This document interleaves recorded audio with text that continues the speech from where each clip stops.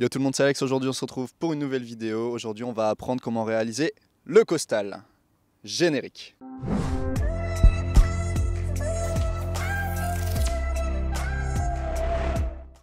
Alors pour commencer, le costal est l'une des figures acrobatiques les plus simples à apprendre au début. C'est une acrobatie essentielle parce qu'elle possède un panel d'enchaînement vraiment infini. Vous allez pouvoir vraiment faire ce que vous voulez et le styliser n'importe comment.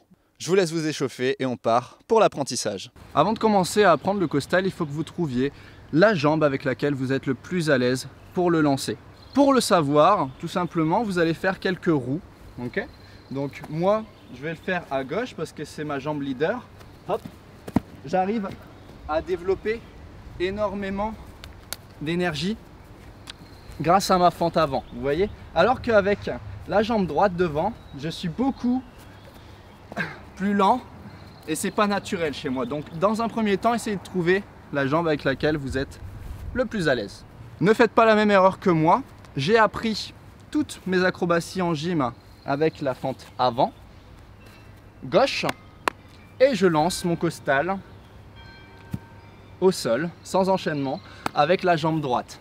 Ce qui est complètement chiant parce que je dois apprendre le costal des deux côtés pour réaliser un panel d'acrobatie multiples. Ok, on part pour la première étape du costal qui est l'impulsion, qui peut se faire de deux manières différentes, soit pied-joint, soit pied-pied. Nous les gymnastes, on a l'habitude de réaliser nos acrobaties sur un praticable, donc pied-joint à chaque fois. Donc on tape le sol d'un coup sec. Regardez. Hop. C'est pas très optimisé pour le parcours et le freerunning parce qu'on est souvent amené à taper sur du dur. Donc maintenant je vais vous apprendre la deuxième méthode qui est la plus efficace pour réaliser le costal dehors. Donc pied-pied. Prenez un peu d'élan. On va venir courir. Pied-pied. J'ai beaucoup moins de choc au niveau de mes articulations. J'ai pas eu ces foutues décharges que quand je tape le sol comme un barbare. Et c'est beaucoup plus fluide. Pour vous entraîner à l'impulsion, on va juste courir, prendre un peu d'élan, faire pied-pied et partir par là. Si vous vous cassez la gueule, c'est pas grave. Donc on se met là, hop, et on simule pied-pied. Plus sérieusement, on va le faire sur place sans prendre d'élan. Ici, vous allez prendre votre jambe d'appui et la mettre devant vous. D'accord? Donc, on est là, hop, 1, 2, je tourne la tête, je regarde derrière mon épaule, hop, je simule en fait le costal. Donc 1, 2, là, je regarde le ciel et je balance mon autre jambe. Hop, ce sera moins dangereux de le faire de cette manière.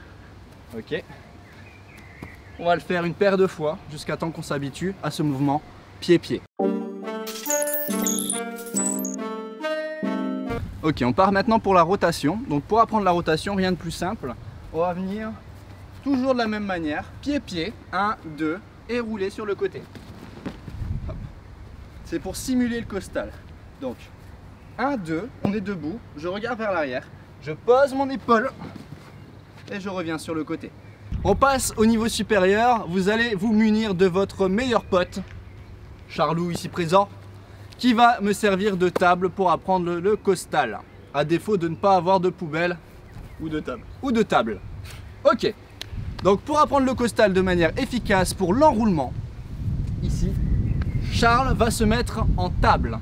D'accord? Donc il va simplement s'abaisser comme ceci. Et moi, mon but sera de rouler par-dessus son dos. Bien sûr, je ne vais pas y mettre tout mon poids parce que je sais déjà le faire. Au début, c'est pas grave si vous mettez tout votre poids. Hein.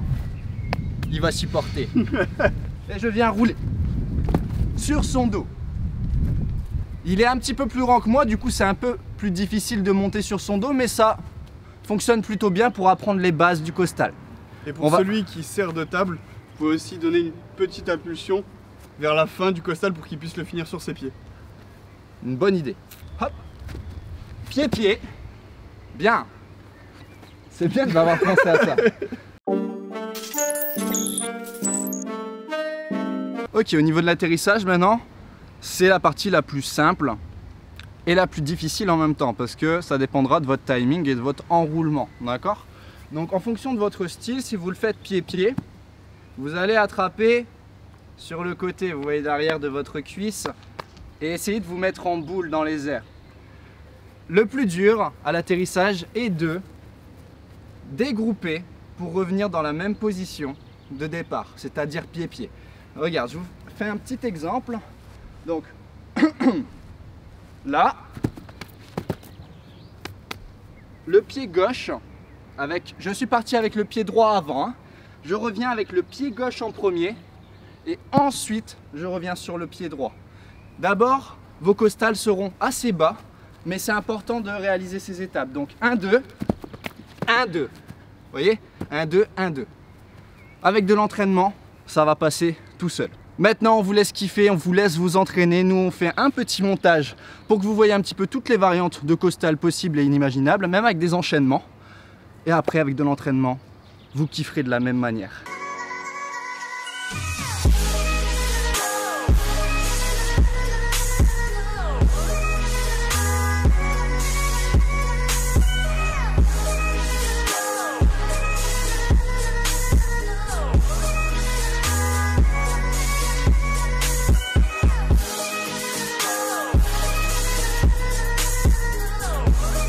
Bon les gens, je vais tenter une roue double vrille, ça fait 3 ans que j'en ai pas fait.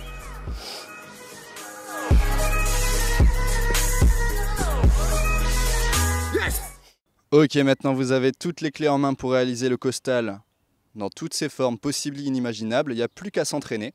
Dès que vous avez maîtrisé le costal, n'hésitez pas à y incorporer votre propre style, à mettre vos propres variations, des twists, faites ce que vous voulez, vraiment, vous pouvez vraiment tout faire à partir de cette acrobatie. Donc, entraînez-vous et je vous dis au prochain tuto. Salut à tous.